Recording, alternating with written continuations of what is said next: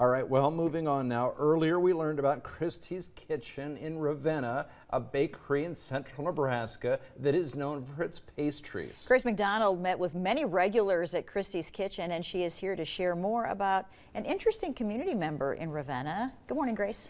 Good morning. Yes, I visited with the ladies who work out in the morning and then come in for coffee with their classmates.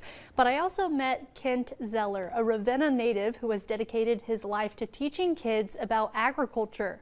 Zeller told me that he has taught as an agriculture educator and FFA advisor at Ravenna Public Schools for 32 years. He'd often pop into Christie's Kitchen to bring rolls to the FFA students.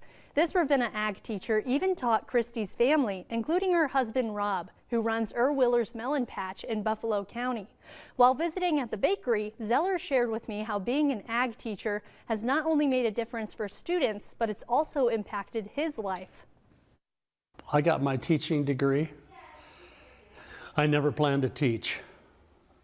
I got a call one day from the superintendent up here. He said, "We cannot find an ag teacher. Would you teach 1 year and keep the department open?" Then 32 years later, I quit. But I grew up here. I graduated from Ravenna. It's a good community. I had teachers say, "Why do you take some of these kids places that you do? Or why do you take that many kids to state convention?" I said, for some of them, that's the only thing they ever get to do. I get kind of hung up on this because kids were my life and still are.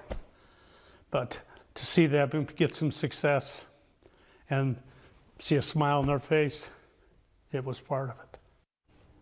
After 32 years, Zeller went on to work for the State Fair as the FFA Superintendent for about 20 years.